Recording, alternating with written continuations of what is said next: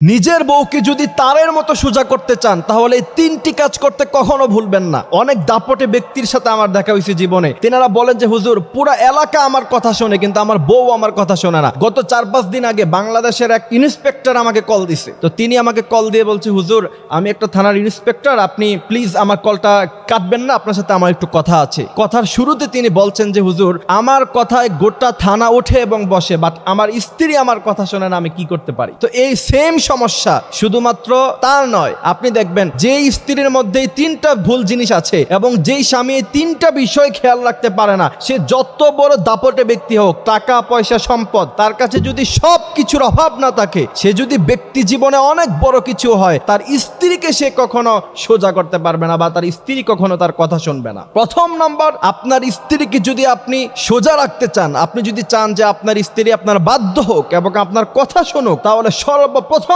আপনার যে কাজটা করতে হবে সেটা হচ্ছে স্মার্টফোন আপনার স্ত্রীর কাছে দেয়া যাবে না। এবং এটা আমার অভিজ্ঞতা থেকে বলছি, আজকে 2 বছরের ওয়াজের ময়দানে আমার যে অভিজ্ঞতা হয়েছে, মানুষ যেই পরিমাণ আমাকে কল দেয় দাম্পত্য জীবনে শুধুমাত্র তার স্ত্রী তার কথা শোনে না, তার প্রথম নাম্বার কারণ হচ্ছে একটা স্মার্টফোন থাকে, স্বামীর সাথে একটু থেকে একটু ঝগড়া হলেই অন্য ছেলেদের সাথে মেসেজ করা শুরু করে দেয়। কিছু কিছু মেয়ে আছে, সবাই এমন নয়, আমি সবাইকে দোষ দিচ্ছি না। এই জন্য আপনি যদি চান আপনার স্ত্রী ভালো থাকুক এবং আপনার বাধ্য থাকুক, সর্বপ্রথম কাজ হচ্ছে আপনার স্ত্রীকে আপনি স্মার্টফোন দিবেন না। এবং যেই সমস্ত ছেলেরা এখনো পর্যন্ত বিয়ে করো নাই, তোমাদের কাছে আমার রিকোয়েস্ট হলো, তোমরা বিয়ে করার আগে তোমার বউকে, তোমার স্ত্রীকে এই কন্ডিশন দিয়ে বিয়ে করবা যে আমার কাছে বিয়ে হলে আমি তোমাকে স্মার্টফোন আজীবন কোনোদিন চালাইতে দিব না। যদি এই শর্তে রাজি হয় তাহলে বিয়ে করো, আর না হলে বিয়েই করার প্রয়োজন নাই, অন্য মেয়ে ভালো মেয়ে খুঁজে তারপর বিয়ে করো। কারণ স্মার্টফোনের কারণে মানুষ যেই পরিমাণ পরকিয়া করতেছে আপনি কল্পনা করতে পারবেন না। বাংলাদেশে আজকে নিউজগুলোর দিকে আপনি তাকান, নিউজের মধ্যে আপনি দেখবেন 40 বছর 50 বছরের বৃদ্ধা মহিলা পর্যন্ত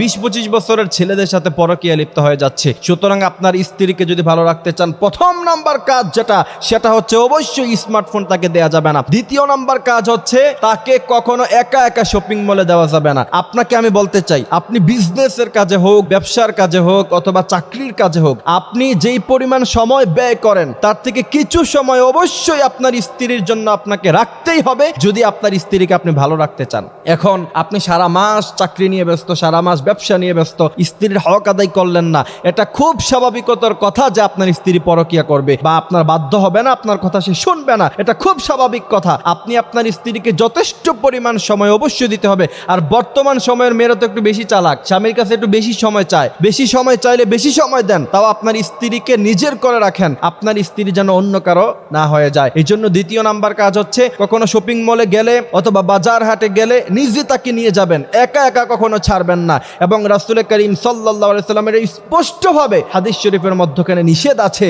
স্ত্রীকে একা একা কখনো ছাড়া যাবে না। এই জন্য স্ত্রীকে সোজা রাখতে চাইলে দ্বিতীয় নাম্বার কাজ হচ্ছে কি স্ত্রীকে একা একা কোথাও ছাড়া যাবে না। তৃতীয় নাম্বার কাজ, আপনার ফ্রেন্ড, আপনার বন্ধু বান্ধব আপনার ঘরে আসে, আপনি তখন থাকেন না, ভাবির সাথে কি মধুময় আলাপ করে, এই সিচুয়েশন কখনো আপনি করতে দিবেন না।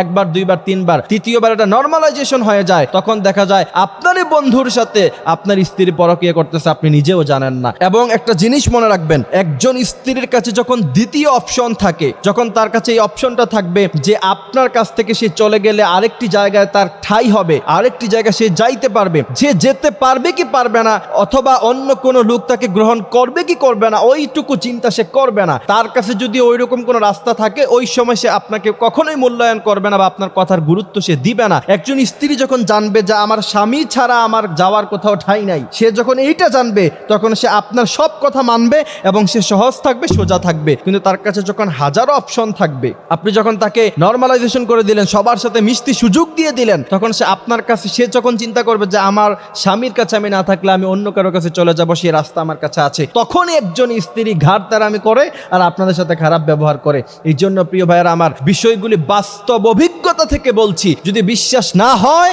তাহলে দিনটা ভুল কাজ করে দেখেন যে আপনার স্ত্রীকে আপনি রাখতে পারবেন না, কিছুদিনের মধ্যেই এটার ফলাফল পেয়ে যাবেন। আর যদি কথাগুলি মানতে পারেন তাহলে দেখবেন পজিটিভ ফলাফল ইনশাআল্লাহ কিছুদিনের মধ্যখানে পাবেন।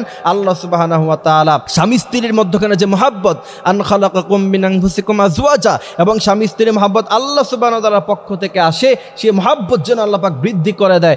এবং আল্লাহ রাসূল বলছেন, কোন স্ত্রী যদি কোনো স্বামীর দিকে তাকায় মুচকি মুখে হাসি দেয়, সেটা নফল নামাজ পড়লে যেই পরিমাণ সওয়াব পাওয়ার কথা সেই পরিমাণ সওয়াব আল্লাহ দেয়। এবং কোন স্বামী যদি স্ত্রীর দিকে তাকায় হাসি দেয়, সেটাকেও আল্লাহ পাক সওয়াবের কাতারে দাঁড়া করাইয়া দেয় এবং আল্লাহ পাক তাদের উপরে খুশি হয়ে যায়। সুতরাং দাম্পত্য জীবনে সুখী হতে চাইলে ইসলামকে পিছনে ফেলার কোনো রাস্তা নাই।